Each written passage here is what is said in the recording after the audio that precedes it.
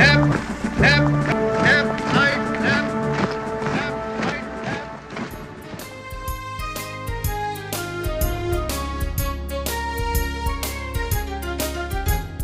जिंदा है तू जिंदगी की जीत में यकीन कर, अगर कहीं है स्वर्ग तो उतार ला जमीन पर। तू जिंदा है तू जिंदगी की जीत में यकीन कर, अगर कहीं है स्वर्ग तो उतार ला जमीन पर। तू जिंदा है।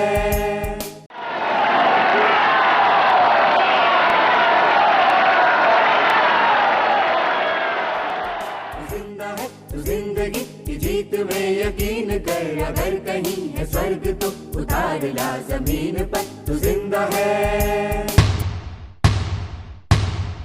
ये गम के और 4 दिन, सितम के और 4 दिन, ये दिन भी जाएंगे गुजर गुजर गए 1000 दिन। ये गम के और 4 दिन, सितम के और 4 दिन, ये दिन भी जाएंगे गुजर गुजर गए 1000 दिन। कभी तो होगी इस चमन पे भी बहार की नजर, अगर कहीं है स्वर्ग तो उतार ला जमीन पर। तू जिंदा है तू जिंदगी की जीत में यकीन कर, अगर कहीं है स्वर्ग।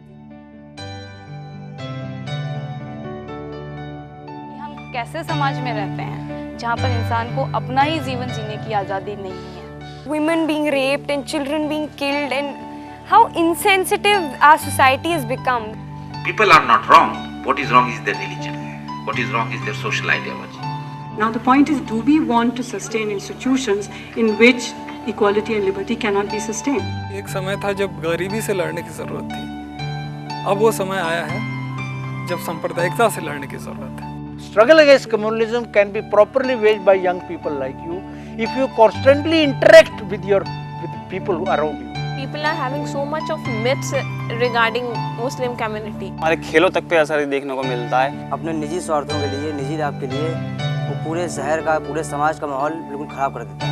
I refuse to believe that a majority of our media is spreading hate or prejudice.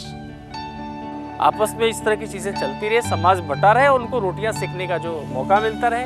Generally, the people who perpetuate these crimes, they get away without getting any punishment. Suppose such a carnage breaks out around you, what are you going to do? Don't forget Afghanistan, don't forget Taliban, don't forget that these are the consequences of great internal strife produced by the same factors at work in our part of the world. Don't forget that. Fascism in India will not come in the form in which it has come in Europe. Fascism in India will come in the form of communalism. Even if not in the short run, I'm quite optimistic in the long run it will be defeated. It has to be defeated because it cannot survive. Because history has not been shaped like this. And history will come to the rescue of the future of a great nation like India.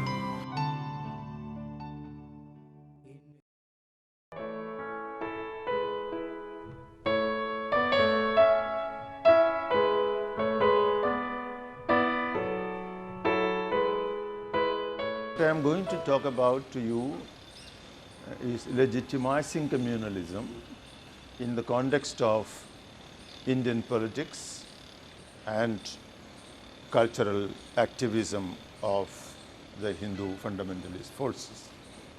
I thought that we should discuss about this for the reason that I, like all of you, get a feeling that a fairly large section of our society has accepted communalism as any other political ideology in this country. And that situation, which has developed during the last 20 years, needs some explaining as to why it has taken place. How is it that people do not very much make a distinction between communal parties and secular parties? And this legitimization that communalism has received or managed to receive during the last 20 years, I think is an extremely important one that will, to my mind, leads into two aspects. One, the very structure of the functioning of communalism, the working of communalism, and secondly, the question of how do we resist communalism. In post-independence period, it was a fringe phenomenon. Till 1980s, communalism was not at the center stage of Indian politics. Now, prior to 1980s, the communal forces have tried several symbols and tried to mobilize people around that. But none of them clicked. But it's only in the 80s with Ram Janmabhoomi, Ayodhya and the temple issue was raked up, then this symbol became very, very powerful, the symbol of Ram. And this creation of new symbols led to political religious mobilization in the 90s, and that helped the communalism, the Hindu communalism, in a very big way. Let me first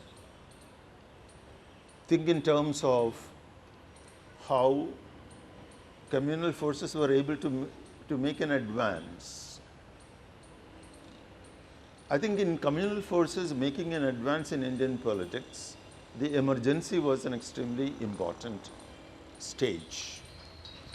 It was during the emergency that the communal forces were able to penetrate the mainstream of Indian politics and become a part of the resistance to the emergency, and as a result was able to create for itself a space for political operation. That is to say that other political groups in some ways provided communalism a legitimacy which it did not have before, even though they tried mobilization earlier. So this is a marker. 1975 to 77 in a way is a marker in the history of communalism in India. That is the first stage. And when the Janata government comes, well, the communal forces were part of it and were able to operate in the area they wanted to and gain support, and also, of course, penetrate into various committees, various institutions in India. This was followed by the period of VP Singh's government, and then comes a very crucial factor of the NDA formation. Now, if you look at it, you will find that most of the political parties which collaborated with communalism, communal parties, are parties which are not based on ideologies, parties which are based on individuals. In most cases, with of course a couple of exceptions, they were parties which were formed by individuals who were left one party or the other and formed their regional parties. So their interest was more either the acquisition of power or continuing in power or sharing power. So this change that took place in Indian politics, particularly from the late 70s and 80s, was greatly advantageous to the communal forces. As a part of this, there is a change in the perception of the people of India. We all know about Vajpayee not getting support in the parliament even of one political party.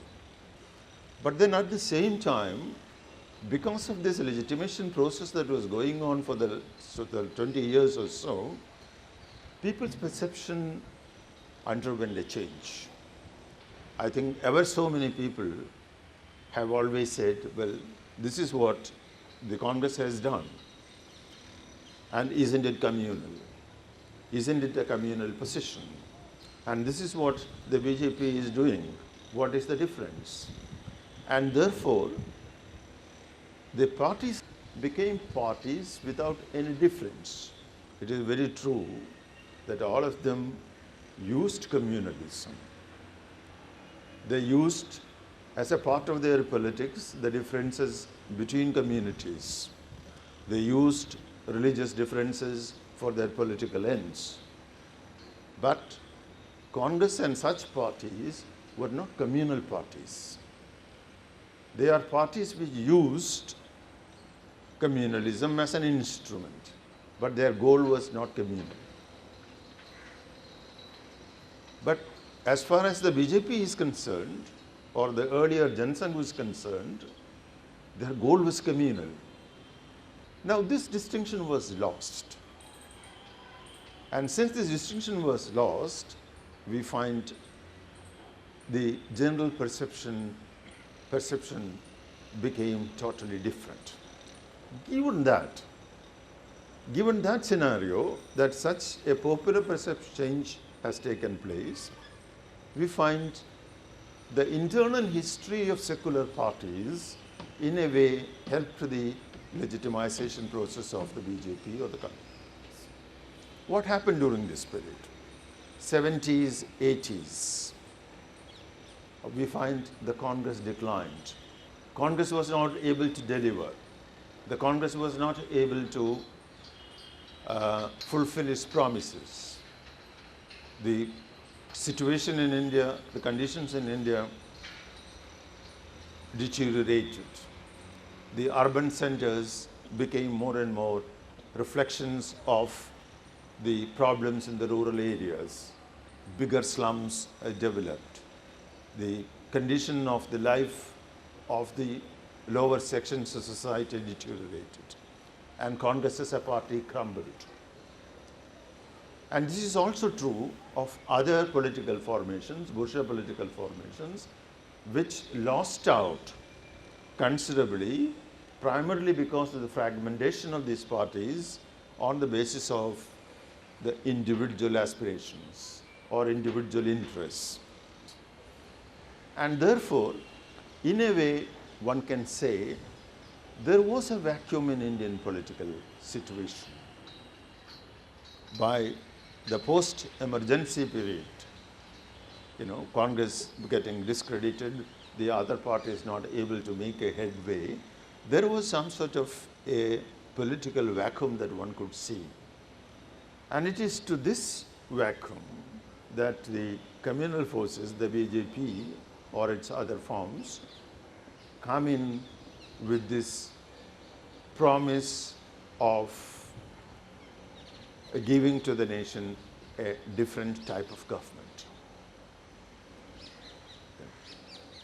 And that legitimacy that they were able to gain, either because of their own projections or because of the failure of other political formation, helped BJP to emerge as a power in the minds of the people. Now this is one. But then one cannot see this only as something happening externally and BJP is the gainer or Hindu communalism is the gainer. You look at Advani's Rath Yatra, an important event in the history of communalism. Why did Rath Yatra succeed? Rath Yatra was able to generate an enthusiasm in the entire route.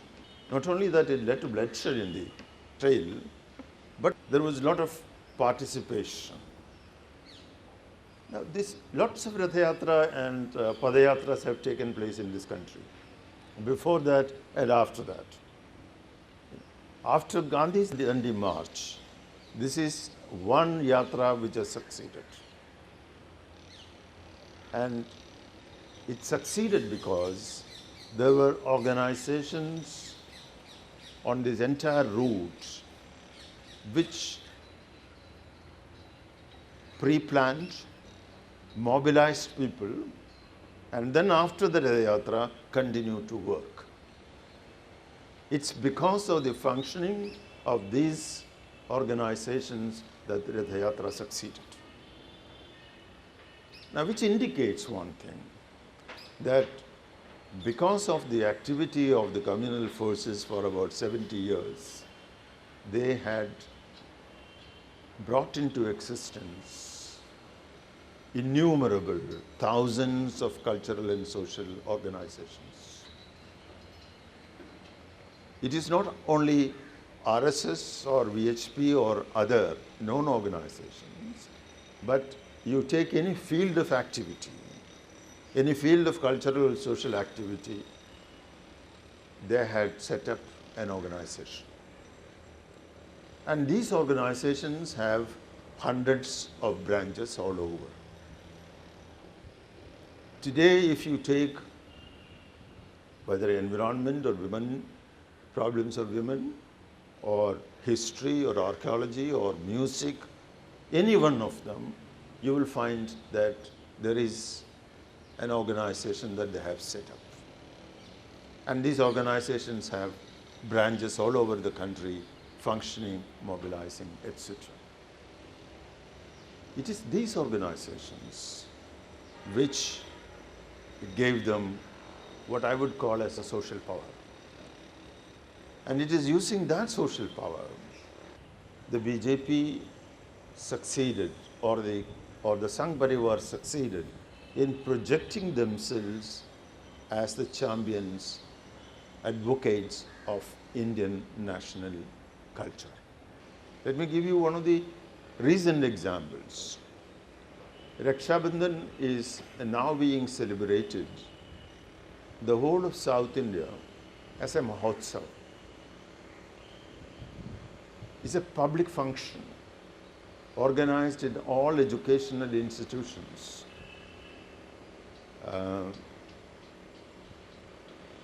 And in areas where this is not a tradition at all. The notices to about Raksha Bandhan says that this is to invoke the cultural tradition of the area. As a result of this, the entire Indian culture has been appropriated by them. They have become the champions of Indian culture. Now, this cultural setup that they have organized is the points of the dissemination of their influence. I mean, for instance, the history is a good field of this appropriation. The romanticization of Vedic knowledge is clearly another adjunct. Through this romanticization of the Vedic knowledge, what is being attempted is to create a notion about the Indian national identity on the basis of religious belonging. Along with that, there is this question that has been raised by the Sangh Parivar. Are you proud to be called an Indian? The one answer that they give to it is that those in this country who are Western educated, who have derived their notions from the old colonial models, they are not proud to be Indians. Their entire demeanor is one in which they look towards the West. They then send their children to foreign countries. Those who are not able to do that, send people to JNU and institutions, elite institutions like that. And they have absolutely no regard as far as India is concerned. And why? And this is because their intellectual and cultural makeup is not Indian. Their intellectual and cultural makeup is Western. For instance, they would say that all these educated mass of people would talk about Marx or Engels or Kant, any philosopher, Western philosopher you think of, well, they can't speak even 10 minutes about Adi Shankara or Madhava or Ramanuja and so on and so forth. And this is the tradition. This is our tradition. And they have no clue whatever about it. If at all they know anything about Indian philosophy, they know it from what Radhakrishnan has written and do not go beyond that. And so they have raised this question. It's a cultural intellectual question. that are the Indians sufficiently proud of their past? This has great impact on the minds of people. You need only go to the American universities to understand the significance of it. Earlier, in the American universities, there was only Hindu students' clubs. Today, in most of the mohallas, most of the areas and in the universities, there are weekly classes to train them about Indian culture, and which is done by the Vishwa Hindu Parishad. And what is being given today to them as Indian culture is practically religious learning. Nobody talks about religions in India. They are only talking about one religion. The last 5 years or 6 years, there is a cultural invasion of the life, on the life of the marginalized sections of society in India. And marginalized, what I mean in this context, is the Dalits and the Adivasis. The Adivasi forms of worship is being changed systematically. You know, Adivasis have got in all areas where you go to any part of India, see, they have got their own system of ways of worship. There are places of worship which is not called a temple or anything of that sort. And they have got their own gods, they have their own ways of worship and things like that. Now, during the last 5 years, systematically, these places of worship have been changed, have been removed. And in the places, the Hindu upper caste gods' temples have been established. In almost every place, Kumbhabhishek has taken place in several places in order to purify these deities and purify these temples. Now, there is a very major dimension of it, and that is both in case of Dalits as well as in case of tribals. Worship and the places of worship is in fact the locus around which their culture is organized. Their cultural practices are organized. You know, that is being undermined and destroyed. See? And therefore their religious life, their social life is being Hinduized, and along with that Hinduization of their daily life practices, it is also intellectually their minds are being changed now. During the last 1 year, 140,000 Ekal Vidyalayas have been set up in the tribal villages. What is the secular response? How do we measure up to these initiatives being taken systematically by the communal forces? I must confess, along with all of you, I'm sure, that the secular interventions have not been powerful enough to stop these events. I would still say the majority in this country, perhaps overwhelming majority in this country, who are secular, are not communal. They may be influenced by communal forces because of the ideological obfuscation that communal forces have succeeded in doing. But then at the same time, it is possible or it is necessary to reach out to that section, not only to keep them secular, but to make them assert themselves. Perhaps one of the major problems of secularism in India today is that those who are opposed to the communal manipulations are not articulate. We don't hear their voice. The task today perhaps is to make them speak up, bring them into into a state in which they would stand along with others to oppose communalism. Perhaps that is a task before the secular forces. Unite, be together, bring people into the fold and resist the communal onslaught.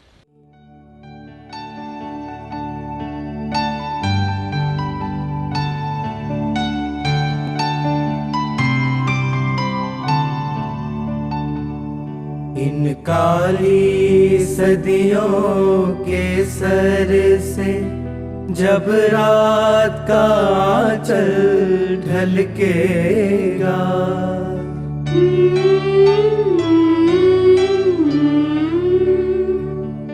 जब दुख के बादल पिघलेंगे, जब सुख का सागर छलकेगा,